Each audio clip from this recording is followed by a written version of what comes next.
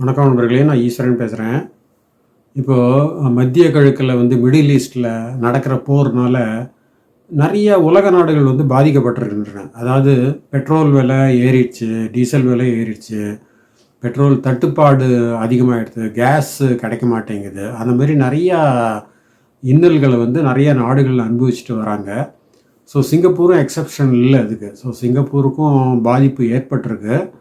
ஆனால் அதுக்காக கவர்மெண்ட்டில் ஒரு $1 பில்லியன் ஒரு பேக்கேஜை அனௌன்ஸ் பண்ணியிருக்காங்க. அதாவது டெம்பரரியாக இந்த சுச்சுவேஷன் சரியாகிறதுக்காக மக்களுக்கு ஒரு ரிலீஃப் கொடுக்கணுங்கிறதுக்காக பண்ணியிருக்காங்க.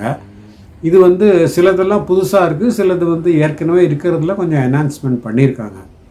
அதாவது இந்த பிப்ரவரியில் பட்ஜெட்டும் போது சிங்கப்பூர் பிரதம மந்திரி என்ன பண்ணார், ஒரு $500 சிடிசி வவுச்சர்னு பேர், community development council CDC voucher அப்படின்னு சொல்லிட்டு கொடுக்கறதா அனௌன்ஸ் பண்ணியிருந்தார். அது ஜான்வரி 2027 கொடுக்கப்படும் அப்படின்னு சொல்லியிருந்தார். அதாவது அந்த வவுச்சர் எப்படின்னு கேட்டிங்கன்னா 50% சூப்பர் மார்க்கெட்டில் நம்ம என்ன ஐட்டம் வேணால் வாங்கிக்கலாம் அந்த வவுச்சரை காமிச்சிட்டு. இன்னொரு 50% அதர் ஷாப்ஸ், அதாவது ஹார்ட்லேண்ட் ஷாப்ஸ் அப்படிம்பாங்க, அங்கே போய் நம்ம வாங்கிக்கலாம் ஐட்டம்ஸ் எல்லாம். அது வேரியஸ் டினாமினேஷனில் கொடுப்பாங்க. அதாவது $50 டினாமினேஷன், $10, $5, $2 அந்த மாதிரி கொடுப்பாங்க. நம்ம எவ்வளோ வாங்குகிறோமோ நம்மளே அதை ஆன்லைனில் போய் அதை கிளைம் பண்ணிட்டோம்னா அதை ஓப்பன் பண்ணோம்னா, இப்போ எவ்வளோ $10 வாங்குறீங்கன்னா அந்த $10 அப்படின்னு ஒரு வவுச்சரை நீங்கள் ஓப்பன் பண்ணிங்கன்னா அவங்க ஸ்கேன் பண்ணுவாங்க, அவங்களுக்கு $10 கிரெடிட் ஆகிடும், உங்களுக்கு பொருளை கொடுத்துருவாங்க. இந்த மாதிரி இருக்கிறது தான். இது 2027 கொடுக்குறதா பிளான் பண்ணியிருந்தார். இப்போ அதை ஜூன் 2026 கொடுக்கலாம் அப்படின்னு சொல்லிட்டு முடிவு பண்ணியிருக்காங்க. இது ஜெஃப்ரி சோன்னு அவர் தான் அந்த டிரான்ஸ்போர்ட்டேஷன் மினிஸ்டர், அவர் தான் இது அனௌன்ஸ் பண்ணியிருக்காரு. இப்போ இதில் பார்லிமெண்ட்டில் அனௌன்ஸ் பண்ணியிருக்காரு, பீப்புளுக்கும் அனௌன்ஸ் பண்ணியிருக்காரு. அதுக்கப்புறம் பார்த்தீங்கன்னா காஸ்ட் ஆஃப் லிவிங் அலவன்ஸ்னு ஒன்று கொடுத்துட்ருந்தாங்க. அதாவது அது அமௌண்ட் எவ்வளோ இருந்ததுன்னு பார்த்தீங்கன்னா 200 400 வரைக்கும். It depends on your income plus the house you are residing. எந்த மாதிரி வீடு நீங்கள் சொந்த வீடு வச்சுருக்கீங்க அதுக்கேற்ற மாதிரி. ஸோ அந்த $200 to $400 கொடுக்குறதா இருந்தாங்க. அதில் ஒரு $200 ஏற்றி கொடுக்க போகிறாங்க இப்போ. ஸோ $400 to $600 ஆகும் அது. ஸோ அது செப்டம்பர் 2026 வரும். அது ப்ராபப்ளி அவங்க கேஷாகவே கொடுத்துருவாங்க, நம்ம பேங்க் அக்கௌண்ட்டில் க்ரெடிட் பண்ணிட்டுவாங்க, அந்த மாதிரி பண்ணுவாங்க. அதுக்கப்புறம் பார்த்தீங்கன்னா இந்த யூட்டிலிட்டி பில் இருக்கு இல்லையா, அதாவது வாட்டர், எலக்ட்ரிசிட்டி, கேஸ், அதெல்லாம் ஒரே பில்லில் வரும். ஸோ அதுக்கு எவ்ரி 3 months ரிபேட் கொடுக்குறாங்க. அதாவது நீங்கள் 5 room ஹவுஸில் இருந்தீங்கனாக்க உங்களுக்கு ½ month ரிபேட்டு, இல்லை சாரி, இதில் ½ month இல்லை, இது அமௌண்ட் கொடுக்குறாங்க $110 to $190. ஸோ நீங்கள் 5 room கொஞ்சம் பிகர் ஹவுஸ், அதனால் அதுக்கு லோயர் அமௌண்ட் தான் கிடைக்கும், $110 something கிடைக்கும். இப்போ 3 room ஹவுஸில் இருந்தீங்கன்னா உங்களுக்கு $190 வரைக்கும் கிடைக்கும். அதுக்கப்புறம் ஒவ்வொரு ஹவுஸ் ஹோல்டும் ஹெச்டிபியில் இருக்கிறவங்க அந்த சர்வீஸ் அண்ட் கன்சர்வன்சி சார்ஜ்னு ஒன்று கட்டணும். Every month they have to pay. It depends on the size of the house, 3 room ஹவுஸோ 4 room ஹவுஸோ 5 room ஹவுஸோ. இதுக்கும் ரிபேட் கொடுக்குறாங்க, எவ்ரி குவார்ட்டர் கொடுக்குறாங்க. இப்போ ஏப்ரலில் வரும்னு நினைக்கிறேன், ஏப்ரலில், அப்புறம் ஜூலையில் வரும், அப்புறம் அக்டோபரில் வரும். அந்த மாதிரி எவ்ரி 3 months ஒரு தடவை வரும். அதில் 5 room இருந்தால் உங்களுக்கு ½ month ரிபேட்டு. இப்போ 5 roomனா அரௌண்ட் $89 கட்டுவாங்க. ஸோ அவங்கள $44.50 கட்டினா போதும். இதே 4 room 3 room அந்த மாதிரி லோயர் இதுவாக இருந்ததுன்னா 1 month ரிபேட்டு, கம்ப்ளீட்டாக அந்த மாதத்துக்கு கட்டவே வேணாம், ஃபுல் ரிபேட் கொடுத்துருவாங்க. அந்த மாதிரி சிஸ்டம் இருக்குது. Therefore, to reassure Singaporeans that the cost increases in the impending months can be managed, we will bring forward the disbursement of the $500 CDC vouchers announced in budget this year from January 2027 to June 2026. We will also increase the budget 2026 cost of living special payment by $200 for all eligible Singaporeans. And this will bring the total quantum of this special payment to between $400 and $600 per person. About 2.4 million Singaporeans will receive this additional payment in cash, which will be disbursed in September. அதே மாதிரி ஆகஸ்ட்டில் வந்து இந்த வருஷம் ஒரு GST voucher ஒன்று வருது. அதாவது 450லேருந்து 850 வரைக்கும். It also depends on the age, income and the size of the house you own, அந்த மாதிரிலாம் இருக்குது. ஸோ அது கொடுக்க போகிறாங்க. அதுக்கப்புறம் வந்து சிபிஎஃப் மெடிசேவில் டாப்அப் பண்ணுறாங்க பணத்தை. 500லேருந்து 1500 வரைக்கும் கொடுக்குறாங்க. அது வந்து மெடிசேவ்ங்கிறது என்னன்னு கேட்டிங்கன்னா, நீங்கள் வந்து இந்த மெடிக்கல் எக்ஸ்பென்ஸ் ஆச்சுன்னா நீங்கள் கேஷ் இல்லைன்னா மெடிசேவ்லேருந்து எடுத்துக்கங்கன்னு சொல்லிட்டு நீங்கள் எழுதி கொடுத்துடலாம். அவங்க ஃபார்ம் வாங்கிப்பாங்க. இதுவே சப்சிடைஸ் தான் சிங்கப்பூரில். நீங்கள் பாதிக்கு பாதி சப்சிடி கொடுத்துருவான். இருந்தாலும் ஒரு $50 $70 அந்த மாதிரி ஏதாவது பில்லு வந்துச்சுன்னா நீங்கள் வந்து மெடிசேவ்லேருந்து எடுத்துங்கன்னு சொல்லிடலாம். அதுக்கு மாத்திரம்தான் யூஸ் பண்ண முடியும் மெடிசேவ் அமௌண்ட்டை. அண்டு நீங்கள் ஏதாவது வந்து அந்த மெடிக்கல் இன்சூரன்ஸ் வாங்கணும்னா அது ப்ரீமியம் கட்டுறதுக்கு அதுலேருந்து எடுத்துக்கலாம். ஸோ இது ரெண்டுத்துக்கு யூஸ் பண்ணிக்கலாம். அதுக்கப்புறம் இன்னொரு கேஷ் பேமெண்ட் வருது டிசம்பரில். அதாவது $100லேருந்து $250 வரைக்கும் வருது அடிஷ்னல் பேமெண்ட்னு. அதுவும் வந்து கேஷாக தான் கொடுக்க போகிறாங்க எல்லாருக்கும். 16 days after the budget, the United States and Israel launched coordinated airstrikes on Iran. The current situation in the Middle East remains highly uncertain. We cannot predict how exactly events will unfold or when the conflict will end. What we do know is that Singaporeans are already feeling some of the effects on the ground. In Singapore, petrol and diesel prices have risen sharply in tandem with global oil prices and are likely to remain elevated for some time. அப்புறம் இந்த unorganised ஒர்க்கர்ஸ்ன்னு சொல்கிறோம் இல்லையா, அதாவது platform workers, அப்புறம் வந்து private higher vehicle drivers, அப்புறம் taxi drivers, delivery boys, இவங்களுக்கெல்லாம் வந்து ஒரு ஆர்கனைஸ்டாக ஒன்றும் இல்லை. ஸோ அவங்களுக்கு வந்து இந்த ஏன்னா அவங்களுக்கு ஃபியூல் சார்ஜ் ஆகும் இல்லையா, அதனால் அவங்களுக்கு வந்து $200 கொடுக்குற மாதிரி ப்ரப்போஸ் பண்ணியிருக்காங்க. அதுவும் வந்து இந்த within a few months disperse பண்ணிடுவாங்கன்னு தான் நான் நினைக்கிறேன். அப்புறம் இங்கே வந்து இந்த வருஷம் கார்ப்பரேட் டேக்ஸுக்கு வந்து, அதாவது கார்ப்பரேட் இன்கம் டேக்ஸுக்கு 40% ரிபேட் கொடுக்குறாங்க. எவ்வளோ டேக்ஸ், அதாவது எவ்வளோ லாபம் பண்ணீங்க, எக்ஸ்பென்ஸ் எல்லாம் போய் எவ்வளோ போயிட்டு எவ்வளோ டேக்ஸ் பேயபிள் வருது அப்படின்னு சொல்லி பார்த்து அதில் வந்து 40% ரிபேட்டாக கொடுத்துட்டு இருந்தாங்க. இப்போ வந்து அதை 50% ஆக்குறாங்க. ஸோ அந்த எவ்வளோ டேக்ஸ் பேயபிள் வருதோ அதில் வந்து 50% கட்டினா போதும், அந்த மாதிரி பண்ணியிருக்காங்க. அதுக்கப்புறம் இந்த கம்பெனிஸ்க்கெல்லாம் அதாவது ஒரு ஸ்மால் அண்ட் மீடியம் இண்டஸ்ட்ரீஸ் இருக்கு இல்லையா, அவங்களுக்கெல்லாம் வந்து $1500 வரைக்கும் கிளைம் பண்ணலாம். அதாவது இந்த எக்ஸ்பென்சஸ்க்கு provided the employee one Singaporean, அந்த மாதிரி இருந்தால் அவங்க $1500 வரைக்கும் அவங்களுக்கு கிராண்ட் கிடைக்கும். இப்போ அதை வந்து $2000 இன்க்ரீஸ் பண்ணுறாங்க. அது வந்து அநேகமாக இந்த ஏப்ரல் மாதத்துலேயே பே பண்ணுவாங்க அப்படின்னு தான் சொல்லியிருக்காங்க. இந்த மாதிரி மொத்த பெனிஃபிட்ஸ் வருது இல்லையா, அந்த மொத்த பெனிஃபிட்ஸ்லேயும் அவங்க வந்து அந்த சீலிங் இருக்கு இல்லையா, அதையும் இன்னும் கொஞ்சம் இன்க்ரீஸ் பண்ணியிருக்காங்க. இப்போ வந்து சீலிங் எவ்வளோன்னு கேட்டிங்கன்னா $30,000 வரைக்கும் தான் உங்களுக்கு வந்து என்டைட்டில்மெண்ட் இப்போது, அதாவது கவர்மெண்ட்டேருந்து கிராண்ட் வாங்கிறதுக்கு. ஸோ இப்போ வந்து $40,000 வரைக்கும் நீங்கள் கிராண்ட் வாங்கலாம் கவர்மெண்ட்டேருந்து. ஸோ இந்த மாதிரி கம்பெனிஸ்க்கும் இந்த மாதிரி ஹெல்ப் எல்லாம் பண்ணுறாங்க. அது தவிர இந்த எனர்ஜி எஃபிஷியன்ட் மேனேஜ்மெண்ட்னு ஒன்று இருக்குது. அதன் கீழே வந்து நிறைய அசிஸ்டன்ஸ் பண்ணுறாங்க இந்த மாதிரி கார்ப்பரேட் செக்டார்ஸில். அது வந்து ஏதோ குறிப்பிட்ட 4-5 செக்டார்ஸ்க்கு தான் அது இருந்தது. இப்போ வந்து எல்லா செக்டாரும் யூஸ் பண்ணலாம், whether it is construction or service or manufacturing or marine, எதுவாக இருந்தாலும் they can avail this services. So இந்த மாதிரி ஒரு $1 billion இந்த மாதிரி மொத்தமாக அனௌன்ஸ் பண்ணியிருக்காங்க. இது வந்து it's only a figure now. Depending on the future they will either increase it or fine tune it, அந்த மாதிரி பண்ணுற மாதிரி இருக்காங்க. அதாவது இந்த வார் வந்து நமக்கு ஒன்றுமே புரியலைங்க, எதுக்காக இந்த வார் நடக்குதுன்னு நமக்கு புரியல.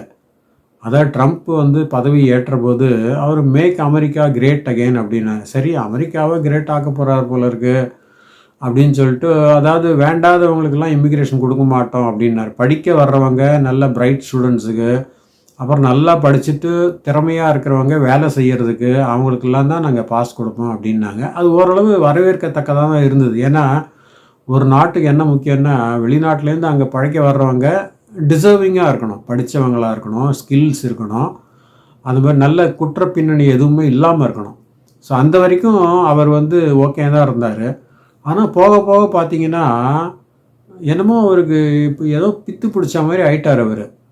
டாரிஃப்னு ஒரு ஆயுதத்தை வச்சுன்னு எல்லா நாட்டையும் வேட்டையாடுற. தனக்கு பிடிக்காத நாடாக இருந்தால் உன் நாட்டிலேருந்து வர்ற குட்ஸுக்கு டாரிஃப் 50%, 70%, 80%, 100% அப்படிங்க வேண்டியது. இது வந்து ஒரு சயின்டிஃபிக்காகவே இல்லை. அதாவது அந்த நாட்டுக்கு வர வேண்டிய, அதாவது இம்போர்ட் பண்ணுறாங்க இல்லையா அமெரிக்கன்ஸு, அவங்களுக்கு வர வேண்டிய குட்ஸில் suppose is going to increase the டாரிஃப்னா அவங்க வந்து விலையை ஏற்றிடுவாங்க. So it is going to be more costly within America. அது அவருக்கு தெரிஞ்சா இல்லைன்னு தெரியல. என்ன இருந்தாலும் இப்போ essential things like agriculture products அந்த மாதிரி வந்ததுன்னா அதுக்கெல்லாம் ஒரு டாரிஃப் ஏற்றினார்னு வச்சுங்களேன், அப்போ it is going to affect the American people only. இவர் நினச்சிட்ருக்காரு நம்ம அந்த கண்ட்ரியை பனிஷ் பண்ணுறோம் அப்படின்னு. It is not that way. Of course America is a great importer. நிறைய கண்ட்ரீஸ்க்கு வந்து இன்க்ளூடிங் சிங்கப்பூர், அமெரிக்கா தான் மெயின் ட்ரேடிங் பார்ட்னர். அதனால் அவங்கள்ட்ட தான் நிறைய ட்ரேடிங் பண்ணுறாங்க. இப்போது because of the higher tariffs suppose the importers they don't want to import from the particular countries, அப்போ இந்த கண்ட்ரீஸ் வில் பி அஃபெக்டட். அதுதான் அவருடைய எய்ம் கூட. பட் இருந்தாலும் இது வந்து ஒரு சரியான மூவாக தெரியல. ஆனால் ட்ரம்ப்பும் கொஞ்சம் ஒரு மாதிரி தான் பேசுகிறாரு, நல்லா உதார விடுறாரு. அடிச்சிடுவேன், உதச்சிடுவேன், உன்னை நிர்மூலமாக்கிடுவேன், உன்னை ஒழிச்சிடுவேன் அப்படி இப்படிலாம் பேசுகிறாரு அவர். இதெல்லாம் வந்து ஒரு தலைவருக்கு அழகில்லை. அதாவது அதுலேயும் வந்து ஒரு சூப்பர் பவர். ஏன்னா யூஎஸ்ஏ மாத்திரம்தான் இப்போ வந்து மிலிட்ரி வைஸ் அவங்க தான் சூப்பர் பவர். ஏன்னா யூஎஸ்எஸ்ஆர் இருந்தது, அது கிரம்பிள் ஆகிடுச்சு. அஃப்கோர்ஸ் ரஷ்யாட்ட நியூக்ளியர் பாம்ஸ் இருக்குது. பட் யூஎஸ்ஏ தான் இப்போ வந்து மெயின் சூப்பர் பவர். அந்த நாட்டோடைய தலைவரே இந்த மாதிரி வாடா போடா அடிச்சிருவேன், உன்னை உதைச்சிருவேன் அப்படி இப்படின்னு பேசுறது வந்து அழகாகவே தெரியல நமக்கு. The entire country can be taken out in one night, where every bridge in Iran will be decimated by 12 o'clock tomorrow night, where every power plant in Iran will be out of business, burning, exploding, and never to be used again. I mean, complete demolition by 12 o'clock. எனக்கு ஒரு ராத்திரி போகிறோம், உன்னை வந்து கம்ப்ளீட்டாக அழிச்சிருவேன் அப்படின்னு ஈரானை threaten பண்ணியிருக்காரு அவர்.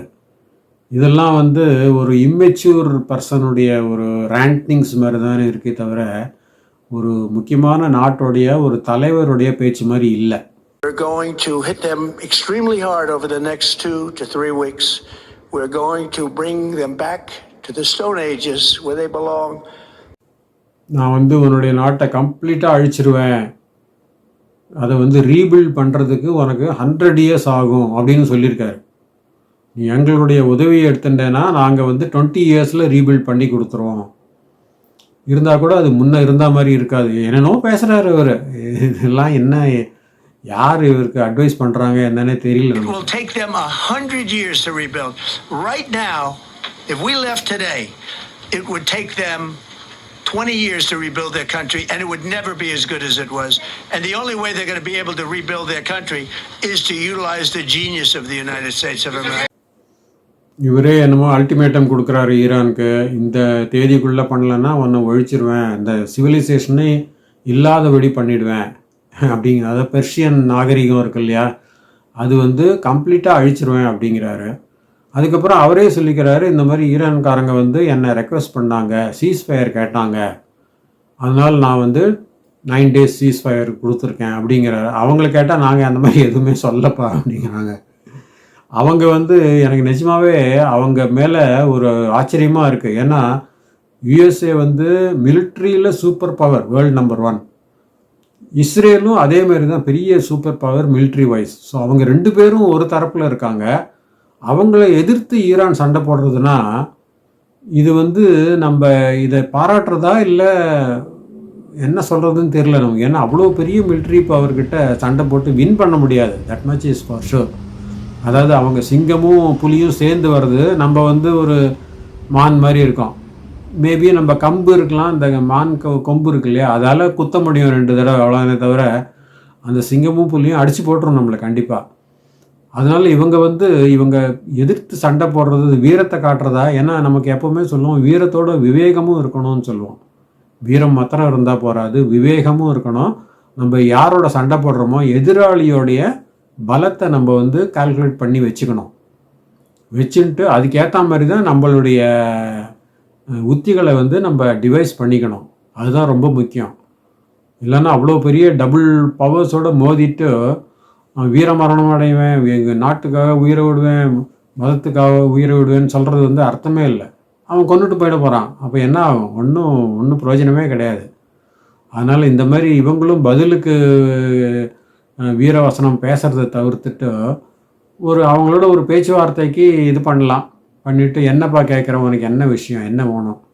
ஏன்னா அமெரிக்கா சொல்கிறது என்னென்னா, இவங்க வந்து நியூக்ளியர் பவர் க்ரியேட் பண்ணுறாங்க அப்படின்னு. இவங்க நியூக்ளியர் பவர் அக்வயர் பண்ணாங்கன்னா they will be the top people in that region. மற்ற எல்லா அரப் நாடுகளையும் வந்து அவங்க பயமுறுத்தி வச்சுருவாங்க. ஏன்னா நியூக்ளியர் பவர் அந்த மாதிரி பண்ணிடுவாங்க. அதனால தான் அவர் என்ன சொல்கிறாருன்னா, உன்னை நியூக்ளியர் பவர் அக்வயர் பண்ண விட மாட்டேன், தட் இஸ் மை எய்ம் அப்படிங்கிற மாதிரி தான் அமெரிக்கா ரொம்ப காலமாக சொல்லிட்டு வருது. இப்போ ட்ரம்ப் மாத்திரம் இல்லை, அதுக்கு முன்னாலே நிறைய பேர் சொல்லிட்டு வந்திருக்காங்க. We have a plan because of the power of our military where every bridge in Iran will be decimated by 12 o'clock tomorrow night, where every power plant in Iran will be out of business, burning, exploding, and never to be used again. I mean, complete demolition by 12 o'clock. And it'll happen over a period of 4 hours. இப்போ ட்ரம்ப்பை பார்த்தாலும் நமக்கு என்ன தோணுதுன்னா, அவர் ஆழம் தெரியாமல் காலை விட்டாருன்னு நினைக்கிறேன். அதனால் அவர் காலை எடுக்கவும் முடியல, உள்ளே இறங்கவும் முடியல, அந்த மாதிரி கஷ்டப்பட்டுட்டு இருக்கார் அவர். ஸோ அவர் வந்து இன்னும் கொஞ்சம் இன்டென்சிவாக பண்ணுவார்னு தான் நம்ம எதிர்பார்க்குறோம். அதே நேரம் ஈரான் தரப்புலையும் கொஞ்சம் அவங்க நிறைய சஃபர் பண்ணியிருக்காங்க ஃபேட்டாலிட்டிஸு. அந்த அயத்துல்லா கொமேனி பாருங்கள், 86 இயர்ஸில் அவர் வந்து அவ்வளோ ஒரு வீரமாக இருந்தார். வந்த 2 நாள்லேயே வேலையை முடிச்சிட்டாங்க.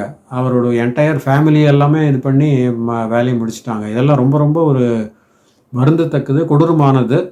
ஆனால் இன் வார் எனிதிங் கோஸுமாங்க, in war and love anything கோஸுமாங்க. அதனால் என்ன வருதோ அதை ஏற்றுக்க வேண்டியதான் நம்ம. இருந்தாலும் ஈரான் தரப்பில் என்ன பண்ணலான்னா, அவங்க வந்து சும்மாவானும் இந்த சைனாவையும் ரஷ்யாவையும் நம்பிட்டு இருக்கிறதுல பிரயோஜனம் இல்லை. ஏன்னா அவங்க எல்லாமே they want to settle scores with USA.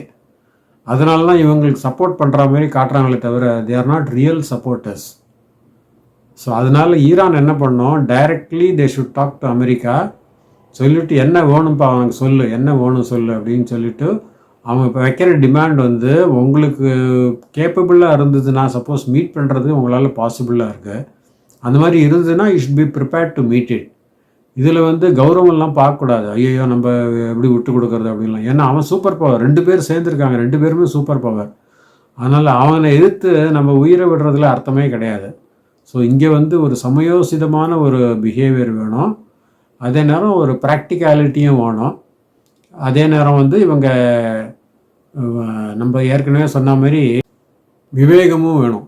Iran தரப்பில் விவேகமும் வேணும். அது இருந்தால் தான் இந்த போருக்கு வந்து ஏதாவது ஒரு நல்லபடியாக ஒரு முடிவு வரணும். முடிவு வந்ததுன்னா தான் எல்லாருக்குமே நல்லது, சம்மந்தப்பட்ட 3 கண்ட்ரீஸ்க்கும் நல்லது, உலகத்தில் இருக்கிற எல்லா கண்ட்ரீஸ்க்கும் நல்லது. அதனால் இதெல்லாம் அவங்க பண்ணுவாங்களா என்னன்னு தெரில, பண்ணுவாங்கன்னு நம்ம எதிர்பார்க்குறோம். ஸோ மீண்டும் இன்னொரு வீடியோவில் சந்திக்கலாம். நன்றி, வணக்கம்.